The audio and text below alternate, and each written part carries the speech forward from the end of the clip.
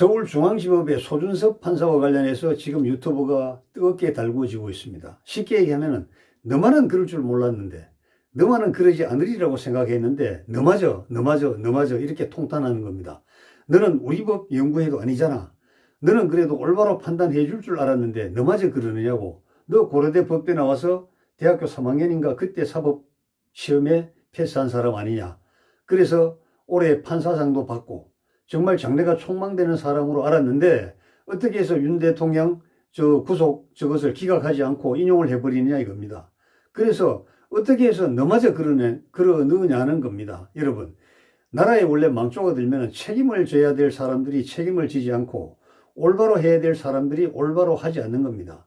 그래서 예수님께서는 빛과 소금이 되라고 했는데 빛은커녕 어둠에 먼저 물들어버리고 소금은커녕 누룩이 되어서 세상을 썩게 만들어버리고 변질시켜버리는 겁니다.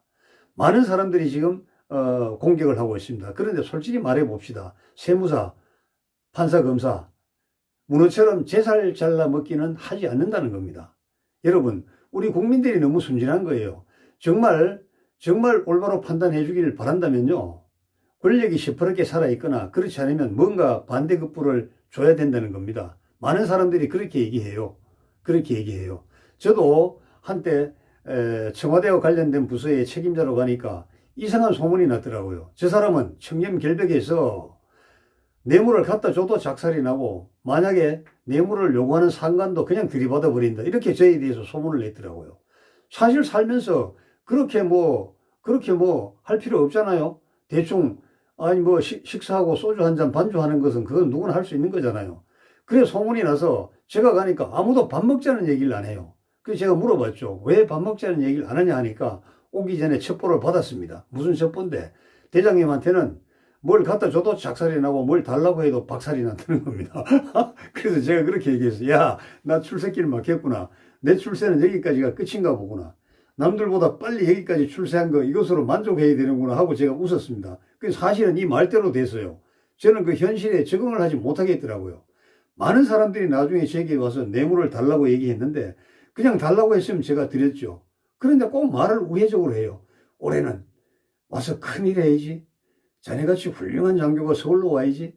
대통령 각하를 모셔야지. 이렇게 얘기하는 겁니다. 과거 하나회 때는 하나회 출신들이 그렇게 얘기했다면은 제가 설록 어떤 에러가 있더라도 그분들은 반드시 저를 불러갔습니다. 그래서 하나회인 것입니다.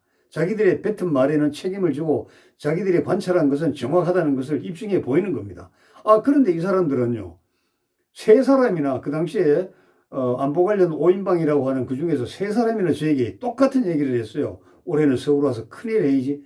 어떤 분은 제가 근무하는 저 동해안 그 바닷가까지 찾아와서 그런 얘기를 하더라고요. 만인이 있는 앞에서요. 그래서 많은 사람들이 올해는 귀양살이가 풀리고 다시 컴백하나 보다 이렇게 생각했는데 웬걸 다시 빙빙빙 돕니다. 서울 기준으로 해서 100km 안에는 들어오지 말라는 겁니다. 그래서 그때 그 인사과장 했던 그 이모 과장은 저보고 철이 없대요. 위에서 무슨 생각하는지도 모르고 혼자 꿈꾼다고 이렇게 얘기하더라고요. 그래서 그래? 그럼 내가 사표 내란 말이지? 그러니까 말을 안 해요. 알았어? 내가 사표 낼게 조금 있다가. 그렇게 해서 제가 사표를 내고 말았습니다. 여러분, 이 세상은요, 제살 깎아먹는 그 판사, 검사, 변호사 없어요. 다 한통속입니다. 여러분, 세무사가 제살 깎아먹는 거 봤습니까? 아닙니다. 그들은 집단 이기주의가 가장 강합니다. 그리고 개인은요, 극단적인 출세주의가 강하거든요. 내일 어떤 일이 일어날지는 자기들은 모르는 거예요.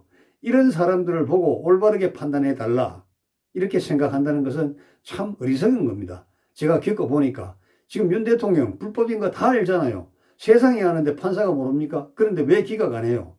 당연히 기각하고 풀어줘야 되잖아요.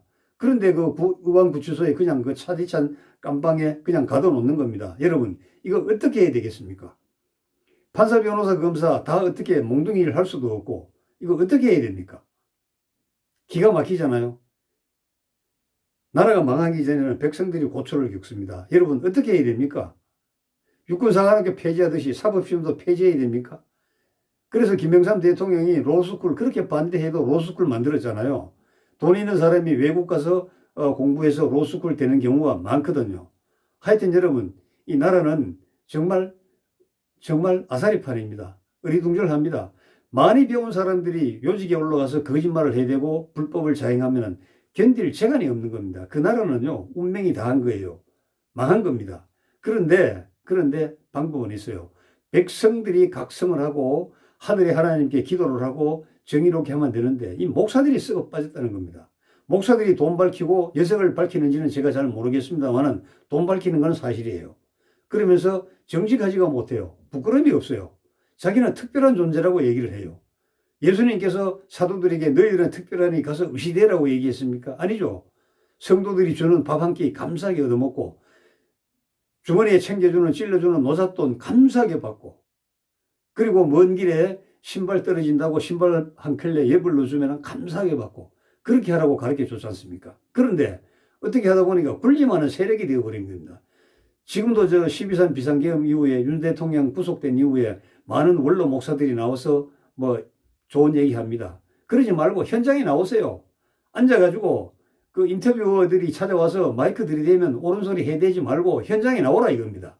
한남동에 나오고 광화문에 나오라 이겁니다. 나와서 얘기하라 이겁니다. 혼자 앉아서 말로 썸네일로 스피커 장사하지 말고요. 하여튼 여러분 제 살 깎아먹는 판사 없어요. 자기 다리 잘라먹는 검사 없습니다. 예? 자기 팔 자르는 세무사 없다고 합니다. 여러분 잘 기억하고 생각해 주시기 바랍니다. 감사합니다.